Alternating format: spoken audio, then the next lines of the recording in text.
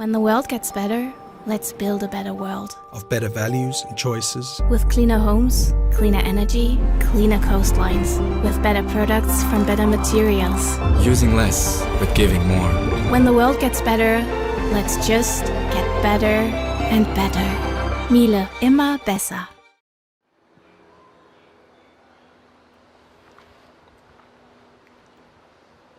Hello, welcome to the Future Food System, our first live stream for 2021. It's January.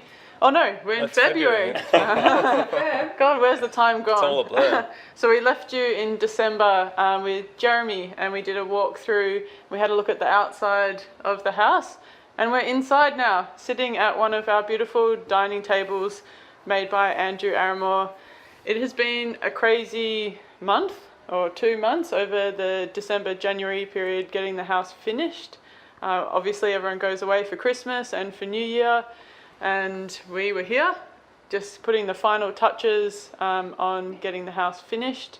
We had some great news. We've got our building permit, we've got our liquor license, and we've got we're a registered food business now. So we're really happy that after a pretty interesting time, we're here. And tonight we're talking about why celebrate urban food. And I'd like to introduce you to Louise Daly. Louise has worked with Matt and I at Oak Ridge for the last 5 years previous to here. And Lou is an amazing chef, but also a really great friend of ours. And she's joining the team as our only employee of the Future Food System. And we're really excited to have her here. We think it might be a really good opportunity tonight, because Lou has joined in on the project at this point, to really ask the questions that I guess Joost, Matt and I, we've been in the house and we've been involved in this in such a long time that we might take for granted. And Lou's going to come in and maybe ask some questions that we skip over quite often. Yeah, for sure, because I haven't been here as well, so I probably missed a lot of the conversations that have been going on during the whole process of you guys building the house. So it's probably going to be much easier for me just to go back to basics and ask some questions and see what you've got to tell me. So I'm going to talk to Joost first about why you did build this house here. Why you think it's important? Well, it goes back to, I suppose, a bit of a dream that I had when I was quite young, 12, 13, 14 years old, and I just always thought, why aren't we using our buildings to grow food? And it's become even more obvious over the last 5, 10 years that our food system is so destructive. You know, like let's look at the last week. We found out, a study came out a few days ago that 75% of the world's sharks are now gone. David Attenborough stated in his documentary 90% of the world's fish have been fished. We're losing 400 wild trees a second, so we're losing biodiversity, we're losing forests, and all to try and feed a hungry population.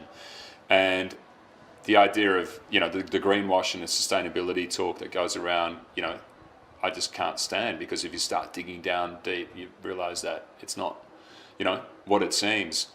And there's also the idea of nutrition, and I think that I view soil as a mine, no different to a mine. You mine, you know, every bottle of wine that you take off a vineyard mines minerals out of the soil. Every kilo of food that comes out of the ground mines that soil of minerals. And I think that we've kind of lived a bit of a, we haven't followed nature's rules and we haven't treated the soil and returned what we've taken. And to me, the most logical place to do that is to where you grow food. Where you live, you know, because that's where you generate the nutrients. So closing the loop, closing the cycle, and I really believe that over the next 10, 15, 20 years, we will transition to a zero waste economy where nutrients are cherished and celebrated and reincorporated back into buildings. And I think we're heading into an incredibly exciting time, because it's not just us, it's tens of thousands of people around the world that are feeling the same way. And there's so much technology coming out that allows us to do this, and I suppose this is really just an example of what I believe the future can be. Plus, it's so good, it's primal to just plant a seed, watch it grow, and then eat it. Yeah, 100%. And also, it's really a great time as well for something like this, I think, just because there hasn't been much in the last year that has been particularly optimistic. Like I know when I first came here, when you started building the house earlier last year, there was like, we're still in like deep lockdown, curfew, and I was like, oh, something good. Just on a really basic level, like growing things, seeing something that is positive and not just all doom and gloom amidst everything that was going on in 2020 and That's a still question going on it's now. actually a comment that's often made is, how did you plan this? This is the perfect time. It's like, well, we wanted to do this a long time ago. Yeah. And maybe this is the right time. You know, it is. I think that people are craving this kind of approach. And, you know, I'm a big believer in leading by example, and I'm not big on talking about stuff. I'm big on doing stuff. Yeah. And so are these guys. What you said before about the nutrition, I think, is a pretty interesting thing as well from a cook's perspective, just because I know that nutrition isn't something that I've really ever touched on much as a chef. Really, like you learn how to cook and you do all these things, but you don't ever spend much time when you're planning a menu going, oh, is that nutritious really at all? I can't ever remember having any conversation in the kitchen really about the nutrition of a dish. So that's, I think, quite interesting as well. It's Following actually, on from that. you know, if you look at carrots, flavour almost always equals nutrient density. So in food, the more nutrient dense a food source is, usually the tastier it is. So taste equals nutrient density as well. So Yeah, 100%. I think that the two align, and yeah, it just makes complete sense as well to...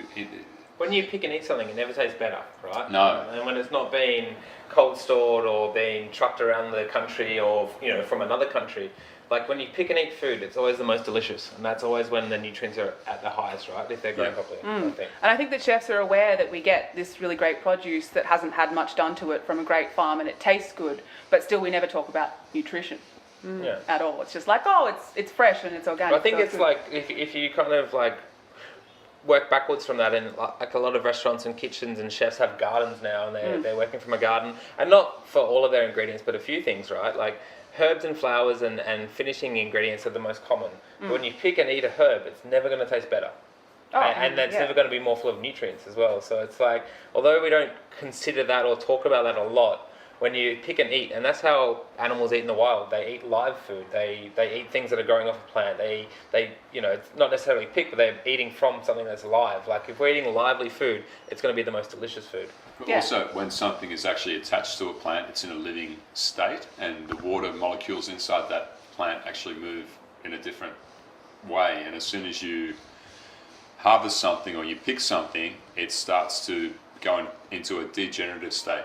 So it's actually doing the opposite. And so we don't actually really know what the potential of eating food that is in a generative state, and which I think, you know, our ancestors probably did a lot more But about. in the simplest form, it's the most delicious. Yeah. And that's the key to this whole thing. Like the most nutrient dense food is the food that you pick and eat, and it's the most delicious. And that's what makes this whole project so desirable, I think.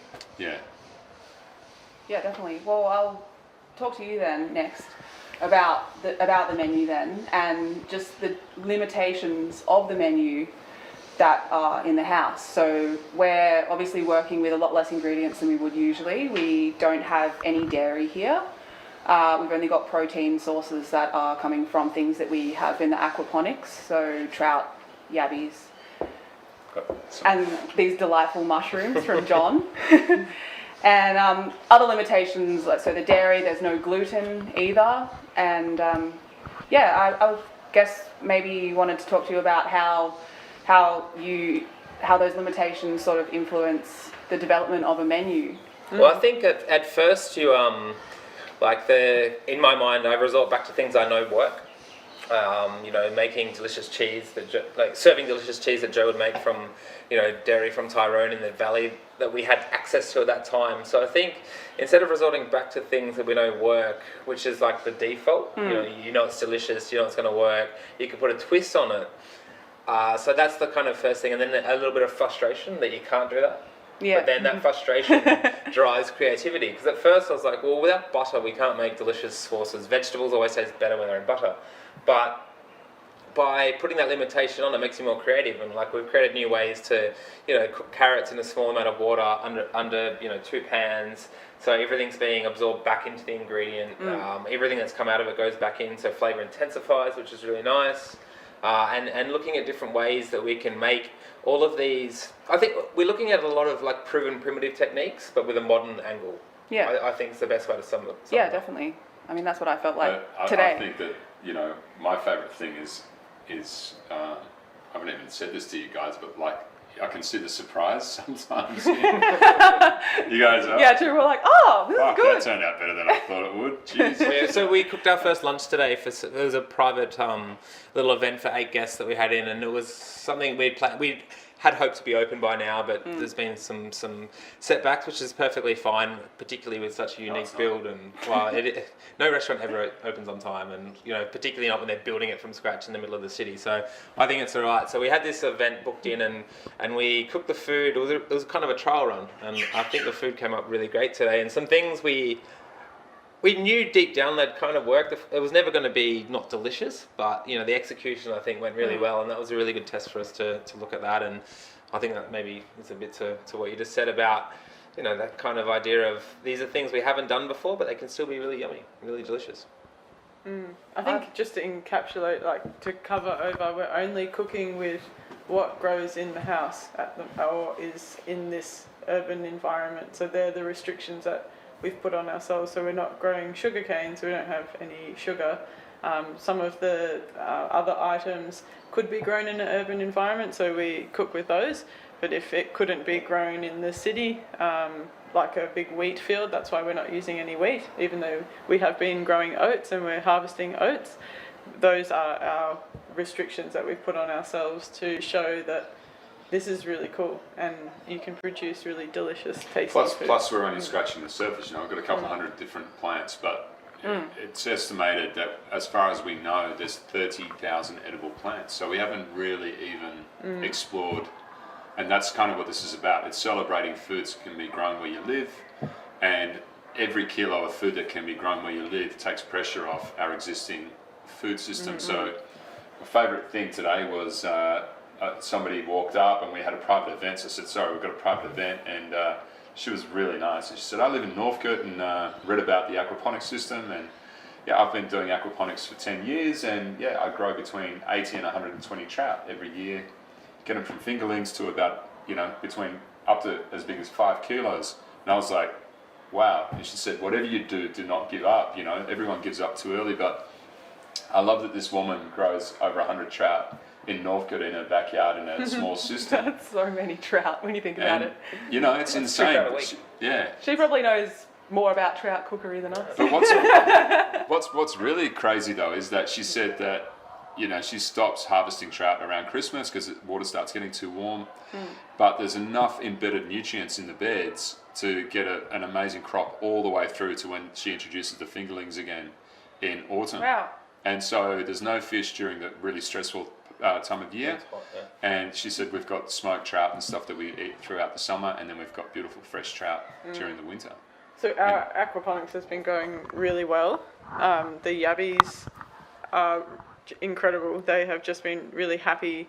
They're now we've got babies. Yeah, so we've had our first little hatch we had a Yabbie that had roe on it, and they've all hatched, which is Matt's discovery, which is pretty exciting. So we created like a whole ecosystem, which is now you throw food into the Yabbies and they actually go and they eat it, rather than when we first got them, we weren't sure if it was a habitat thing, they weren't kind of eating the food straight away. So the Yabbies are doing really well, the mussels are just filtering, and then we've taken the barramundi from the top aquaponics, we're putting them downstairs, and now we have fingerling trout in there because the water was too cold for the barramundi. They need about 27 degrees, and now we have trout, which we're trying to balance the water, and that's what we found out today, that it could even be a little bit warmer, too warm for them.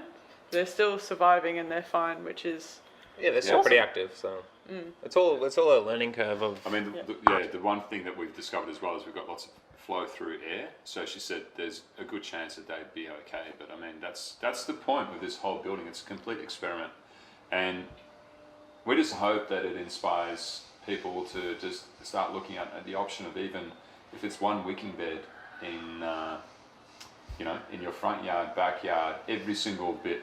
It's just a start. You could be growing mushrooms, you could be growing crickets, snails. I mean, you're probably already growing snails. You're probably already growing dandelions. Like dandelion root tea, or it's actually really a coffee substitute, is as complex in flavour as coffee, and you're probably already growing dandelions because everybody is. So there's tiger nuts. Most people have probably got nutgrass in their garden. So there's these things that we already all grow, and they're so good for you. They're so local, and it's a great start into what I hope is the next revolution, an urban food system that takes the pressure off our existing food system.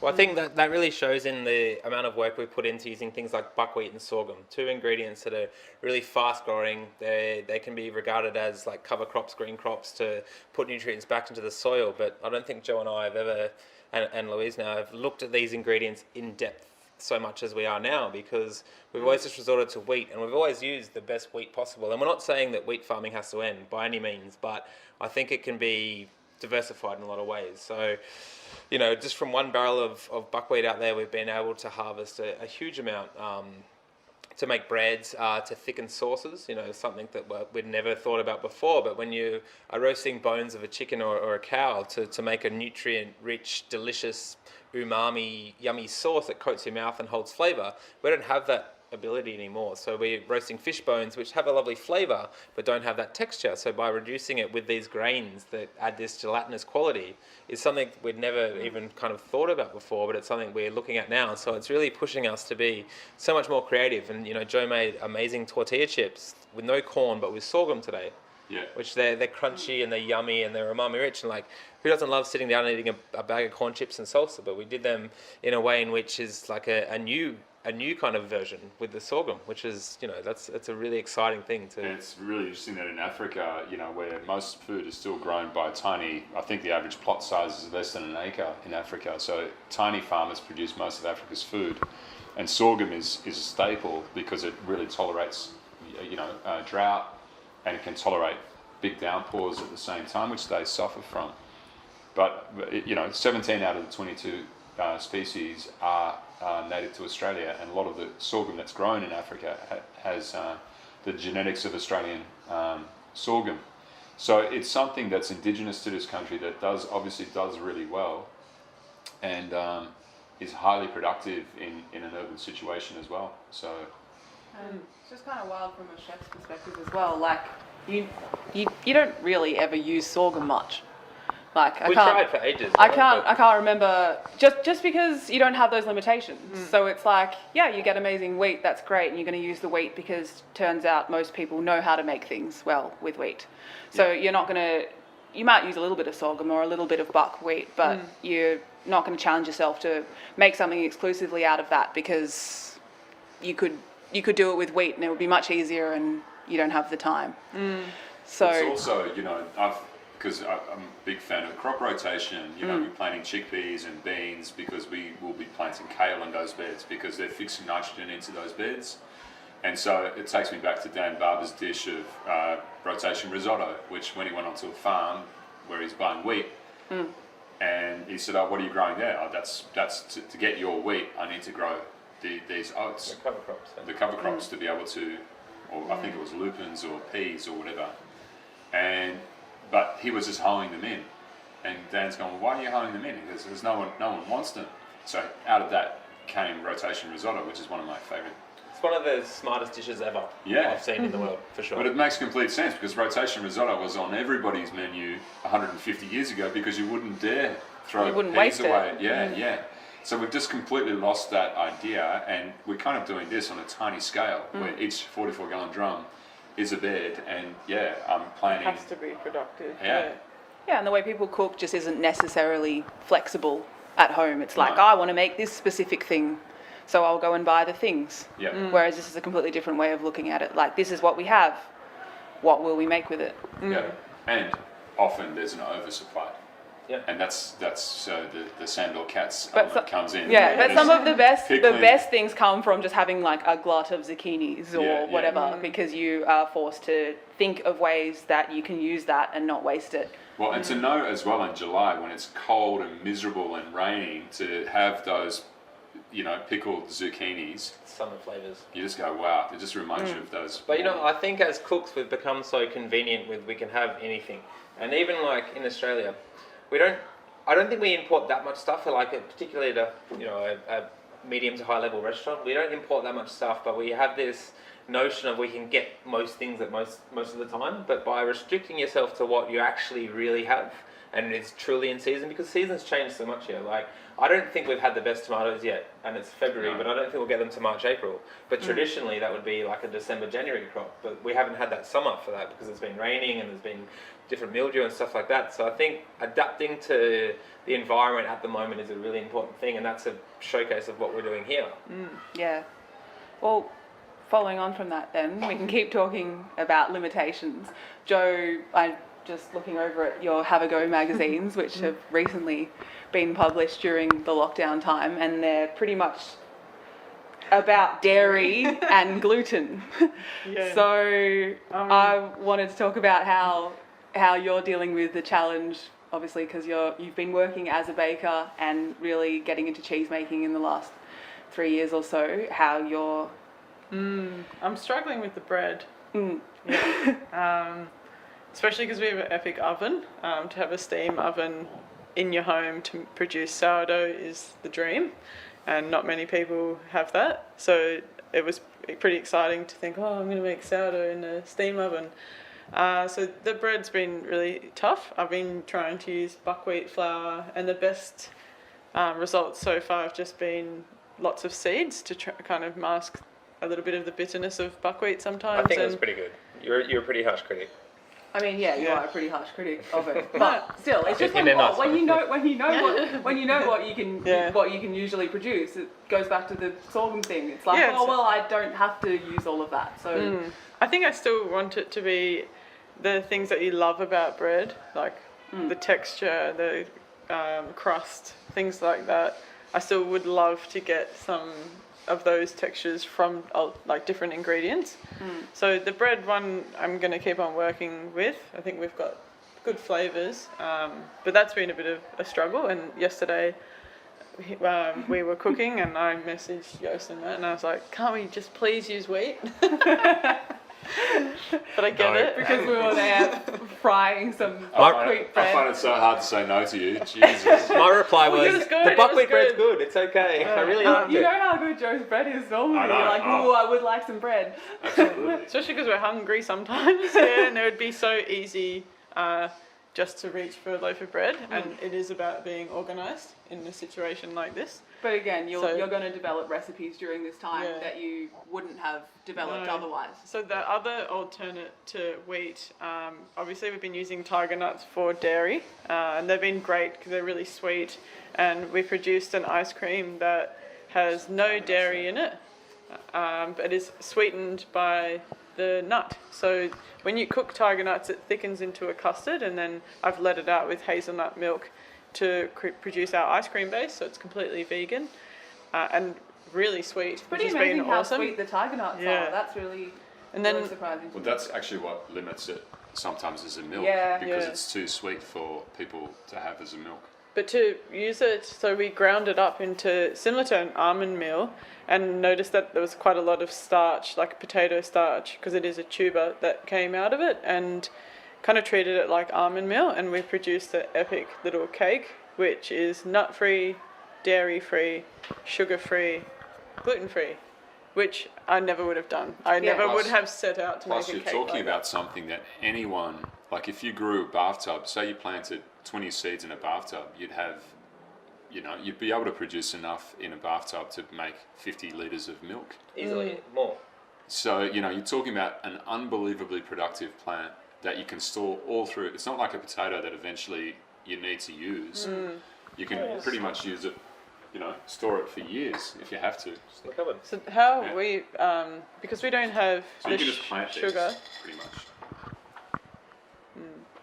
So to change up, to create a cake, how we've been creating dishes is there's usually elements that you need to make a cake. So some fat, some flour, some sweetness, and you kind of just work backwards, and I think that's what we're finding with all these dishes is you just have your idea and then work backwards. So to make that cake, it is only honey, a bit of honey, and that is to actually make an emulsion with egg yolks. So honey and egg yolks emulsify in oil to make a mayonnaise, and then you put the tiger nuts in, and then you fold the egg white, whipped egg white in. So they're only 4 ingredients, but by treating them in different techniques, we're still getting the same texture. And What's amazing about it comes out like, you know, in like a flash restaurant when you get a madeleine that's baked to order and it's warm and crispy on the outside and chewy in the middle. It should be really good in the madeleine tin. Yeah, it tastes just like a madeleine. So I think a lot of what we're creating is familiar ideas, but in our way.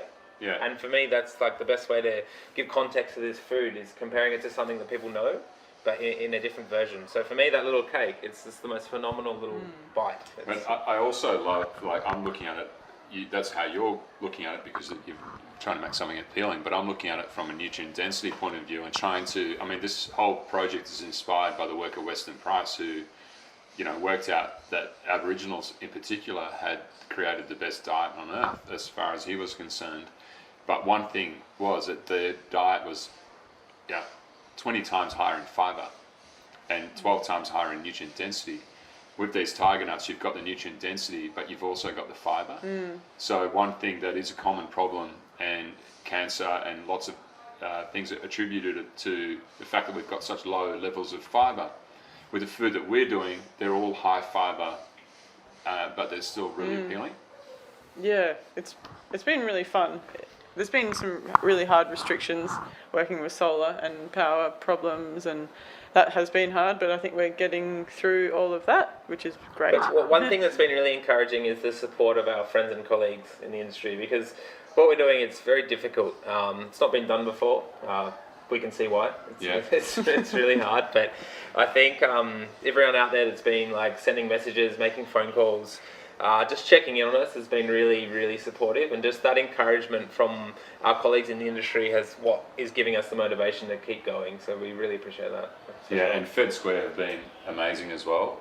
There's no doubt that this. I don't think that Fed Square understood what they got themselves into when we first put this, but to say that they've embraced it, and we had Jess through on Friday, and she just said the office is so excited by create what you guys are doing, what we're constantly following what you're doing, we support you. So I really want to thank Federation Square for giving us this opportunity. We feel like we are in the heart of the city, in the best location. Like, this place has got such a special vibe, and to be on the roof and to be in this location doing what we're doing, I know we will never forget.